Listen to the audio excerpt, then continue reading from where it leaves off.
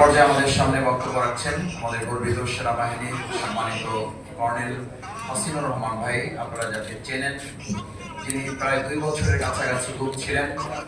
আমাদের সম্মানিত বীর প্রতীক কর্নেল হাসিনুর রহমান বক্তব্য রাখছেন।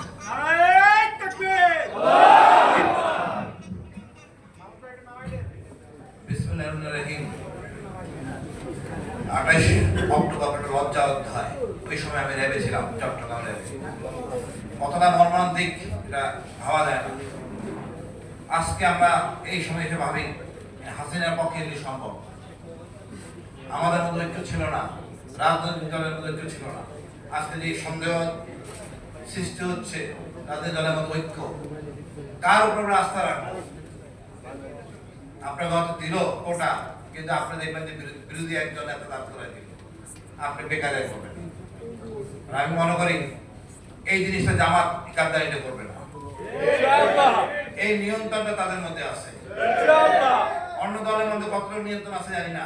কয়েক হাজার লোক চাঁদাবাজি, এদেরকে বহিষ্কার করা হয়েছে, কাদের কাছে কিছুই হয়নি, নিয়ন্ত্রণ নাই। আমি মনে করি এই যে 5ই আগস্ট আমাদের চরম শিক্ষা, মহান আল্লাহ আমাদের দিক নির্দেশনা দেন। 5ই আগস্ট আসবে আমরা কেউ ভাবি নাই। আমাদের ভয় পাওয়ার কিছু নাই। কখনো আর 1-11 আসবে না। আমাদের বড় সমস্যা হলো সুশীল। এই সুশীলদের বক্তব্য বর্জন করুন। আমাকে গতকাল আজকে বলতেছিল একজন, কয়েকজনই বলতেছিলেন তাহলে কি জামাত ক্ষমতায় আসবে? আমি বলি অসুবিধা কোথায়? আমরা চাই ন্যায় বিচার, ইনসাফ।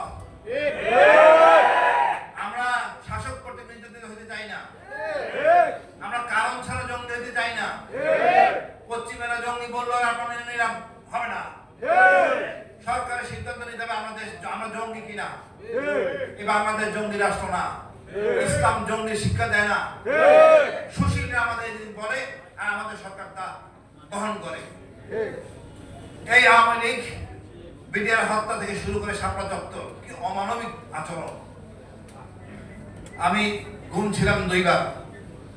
সর্বশেষ গুম থাকার পর 2 দিন আগে দেখলাম আওয়ামী একটা কোর্ট থেকে লেখা হচ্ছে আমি 1 বছর 6 মাস গুম ছিলাম, আমি নাকি পাকিস্তানে ছিলাম। বলেন এইটাই আওয়ামী লীগ? আমি আমার মেয়ে বলে বাবা এটাই আওয়ামী লীগ, মনে কষ্ট নেই। তা আমি বলি আপনারা আর কাউকে ভয় পাবেন না, মহান আল্লাহকে ভয় করবো। আমার দ্বারা কারো উপকার না হোক, ক্ষতি যেন না হয়। আর এই চেতনাবাদের বাদ দিতে হবে আমাদের। আমার ধর্ম কোনো খারাপ কিছু শিখায় না। সবাইকে মিলে আমরা এক ঐক্যে থাকবো, আমরা সুন্দর কাঙ্ক্ষিত লক্ষ্যে পৌঁছবো। সরকারকে বলবো আপনি ভালো কাজ করতেছেন, যুদ্ধ বিমান কিনতেছেন, একটা ভালো একটা চুক্তি করেন, যাতে আমরা জোর গলায় বলতে পারি ভারত আমাদের একমাত্র শত্রু।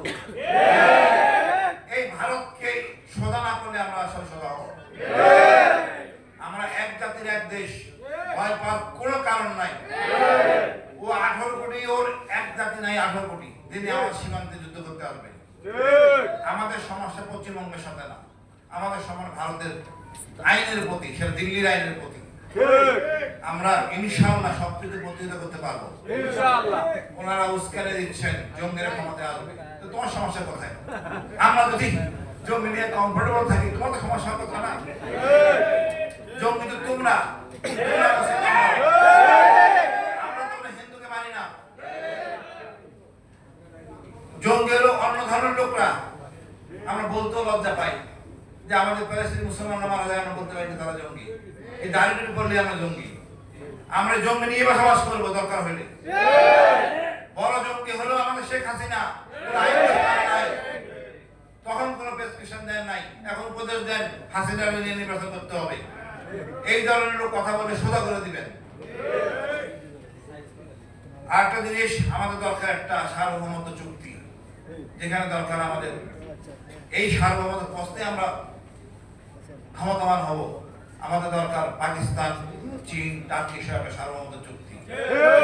যদি ক্ষতিগ্রস্ত হই তাহলে ব্যবহার করব। আমার ওই সামর্থ্য নাই অনেক কিছু কেনা, কারণ লজ্জা। এই চুরির জন্য আমরা কিছু করতে পারি নাই। এত টাকা চুরি না হলে আমরা এরকম বলতে বানাতে পারতাম পাকিস্তানের মধ্যে। এই চোরদের আমরা দেখতে চাই না। নতুন করে চাঁদাবাজ আমরা দেখতে চাই না। বাংলাদেশের দুঃখজনক হলো সত্য, আমাদের অনেক খনিজ সম্পদ নাই, একটা সম্পদ আমাদের আছে, এই জনগণ। একটা জনগণের পিছনে 1 লাখ টাকা খরচ করে সরকার 6 মাসের মধ্যে সে ডলার ফেরত পাবে। এত সহজ ইনভেস্টমেন্ট কেন করেন আমি জানি না। সব কমিশন বাদ, সব কমিশন বাদ। আমার কমিশন নাই তো বেকার থাকুক, রাজনীতিতে ডাক দিলে এরা আসে, চিল্লাচিল্লি করে। বা সরকারের উচিত এদেরকে দক্ষ শ্রমিক বেনিফিটে পাঠানোর জন্য। আমি বিশ্বাস করি আমরা কাঙ্ক্ষিত লক্ষ্যে পৌঁছবো এবং এই সোনার দেশ দীর্ঘস্থায়ী হবে। বাংলাদেশ জিন্দাবাদ।